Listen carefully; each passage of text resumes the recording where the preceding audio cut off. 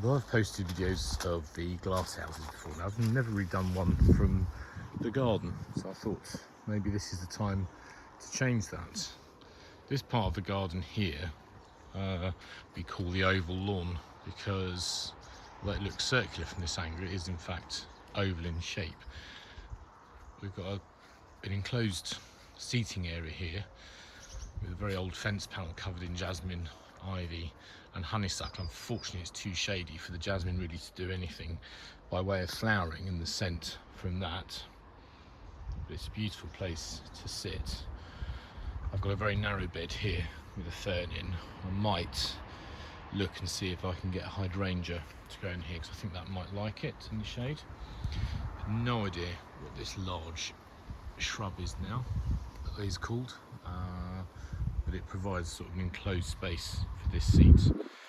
This garden is largely planted up, or is in fact entirely planted up, with blue, white, green and yellow flowers and leaves. We've got a Davidia here, a eucalyptus here which I lost the top half of over winter, but it is sprouting again down below. A clump of echinops which replaces what are they called? The bulbs, spring camasias, spring bulbs that come up here in the spring. They've completely gone over now. An eryngium. Plants that like dry soil struggle here. We've got very heavy clay, so roses and shrubs do very well, but things like eryngiums don't really flourish all that well. Got a lovely holly here that was quite static for a number of years and has suddenly taken off. I think that's Achillea, isn't it? No, it's not. Yarrow, a type of yarrow. That is there. Although I've planted stuff for insects, there haven't been many insects around this year. And Peter, a couple of yellow leaves, spireas with a magnolia in the background. A very ancient Ceanothus here, got absolutely hammered in the winter. You can see that, the brown burnt leaves. I need to have a bit of a tidy up of this. I say ancient because they're short-lived shrubs, and this is now at least 15 years old. So I think it's doing very well. There were two planted, one next door to it, and that died within 5 years, the second one. A false acacia here. Again, quite an old one with a blue clematis climbing up it. And a dogwood. Not overly keen on this, it's a bit dull. It does have white flowers and attractive green stems in the winter. And then moving round, we've got some new brugmansias I've planted to replace hostas that were there. Hostas do seem to get eaten in this garden. Another magnolia and a sloe bush there, blackthorn is it? I was given as a wedding present, we were given as a wedding present. A beautiful Philadelphus, which is now getting massive. Can't think what they are. The white flowers, somebody else will know that, no doubt. This is an Eryngium agavifolium that I've grown from seed, or Eryngium yuccifolium maybe, that I've grown from seed.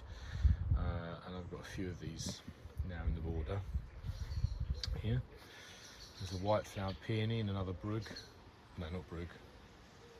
Brugmansia? No, can't think what that one is. And a blue flowered. Oh, my memory this morning is shocking. Anyway, it'll come to me in a minute, and then that's back full circle there to the seeds. We planted a pear tree, an ornamental pear tree there, in honour of the Lake Queen's Platinum Jubilee last year, and that's a white flowering plant. And a beautiful clematis that's been here for years. And over the last couple, didn't do much for a long time, and over the last couple of years, really sort of taken off. And you can see here how the jasmine's growing through from to my left, so hopefully we might get something here. Ideally what I want is this fence kind of covered with the clematis and jasmine. What I'd like, what is becoming here, is what I've heard called a fence hedge, where the hedge sort of just takes over and you don't see the panels. That's ideally what I'd like. So this area of the garden is very muted, calm, cool, and that's in contrast to the summer house garden through here, which as you can see is quite hot colours. The oval lawn garden is better, is good, throughout the year, and this part of the garden is better during the summer. So we've got a mixture here of red and orange and red dahlias. There's a canna in there that's been bowed down by the rain. Zoom in there. There's a lot of rain over the last 24 hours. And a favourite of mine, acanthus, and the beautiful winter scented mahonia there. Looking rather untidy now, some irises in here and a white rose. There's a yucca at the back there. There was a partner where that Brugmansia is there, and it last summer it fell down under its own weight and collapsed across and crushed stuff going that way. It was huge. This one, as you can see, broke as well, and it's rather scarred down below. So I've cut that back. Hopefully that'll be alright, although it is quite lopsided, so I'm worried for when it flowers. This bed here, we've got some dahlias, Cornell bronze there, intermingled with some cosmos, Nepeta and crocosmia. We've got a foxglove tree there and a catalpa there, which I kind of try and keep short and just have the leaf interest rather than big tree interest. Can't think what that is, type of thistle, that one. And then for later interest, sedums there. We've got round the back here Brugmansia that I was given by a friend for free. I can't remember what the flower colour is on this. Once it does flower, I'm going to stick a label on it just with the colour of the flower on. But you can see, if I get in there, the buds, flower buds forming. There we go, in the middle. Flower buds forming, and there's a canna in there. They're moving round the other bed to the right of the summer house. Those dahlias there are ones that I couldn't be bothered to lift last year. I left them in, to be honest, if I'm being brutally honest, I left them in for dead. And they've come back stronger than ever. They look absolutely fabulous, and they look really good. That's a similar colour purple to the dusky purple clematis that's climbing up through the landai at the back. There's a red rose there, not in flower at the moment. Orange daylilies, which are now, as they tend to do, starting to take over. All bordered by alchemilla, which I absolutely love. This dahlia here, I think, will be the same as the one at the back, that sort of purpley white one. And you can see some crocosmia and cannas in there. Another Brugmansia at the back, and a hydrangea there. That suffered a bit last year in the heat, and I wasn't particularly good at looking after it in terms of watering it. So that's the flowers are just coming through on it now. I hadn't intended to go much further up the garden, but you can see here these amazing lilies. There's almost now, I think, too many of them. I think they're a bit overcrowded in there, so I might dig them up and put them somewhere else, or dig some up.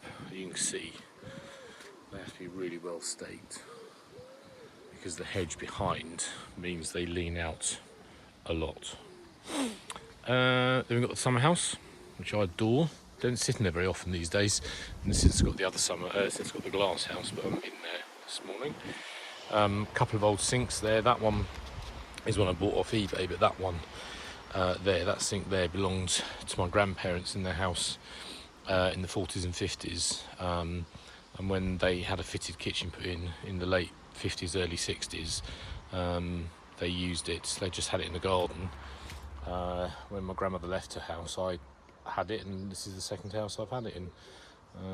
I'd sort of changed the theme of it. Some years I've it planted up with stonecrop and sedum succulents, and the last few years, as you can see, with pelargoniums, and blowing Verbena bonariensis. Table there full of pots, It's my Highgrove pot. I do like clashy colours. One of my favourite gardens is Christopher Lloyd's, and I love the way he created mixed clashing colours. I'm not saying I've got anything like his skill at doing that, but this is the part of the garden where I let rip. This Agapanthus here was a self-seeded one, and it survives even the last winter, the cold. It survived really, really well. I think it must be because it's you can't see it, but it's very close to the edge of the paving, and maybe that helps keep it really dry. But I'm going to take seeds from it this year and see if I can't sort of plant up more seedlings of it around this area here. Maybe sort of follow that pattern, have a sort of whole clump along the edge there, and see if I can't get them to spread. This bed here is the coolest of the 4 beds in this part of the garden. There's the white yucca flower up there and the purple above here. There's a clump forming, non-spreading bamboo there. A fern which is either a blow-in or was from my parents' garden before my mum moved out. Some white cosmos, can't think what they're called, but they're seeds this year. I didn't sow my seeds very early this year. I'm regretting putting this in here, this bottle brush, because it's the one plant. It doesn't fit with this. I don't know why I did it really. It doesn't fit with this sort of colour scheme. But as you can see, it got absolutely hammered in the cold last year. I thought I'd lost it, and then it sprouted back. So I'm pleased I've got it, because it was a seedling from my parents' garden. I'm pleased I haven't lost it. I'm just annoyed I planted it there. The beautiful Arandodonax there. I had more clumps of that in previous years, but it's again, the cold last year I think may have affected it. And a clump of Acanthus, 2 different sorts there, Acanthus mollis I think, and Acanthus something else. And I put in the front there some Nicotiana seedlings that I've grown. I don't think that I was too late with my seeds this year. I should have planted them earlier on. And then finally, last but not least, the summer house. Storage place for cushions. A lovely, quiet place to come and sit, have a cup of tea, and enjoy the view. Well, I hope you enjoyed that walk around 2 of the areas of this garden. It's a very urban garden. You may be able to hear the traffic even this early on a Sunday morning in the background. We live on quite a main road, and that's the one drawback I find of this garden, hearing the traffic. But it's a lovely haven to come and sit in, and I enjoy working here, and I enjoy just sitting and relaxing. Happy Sunday to you all.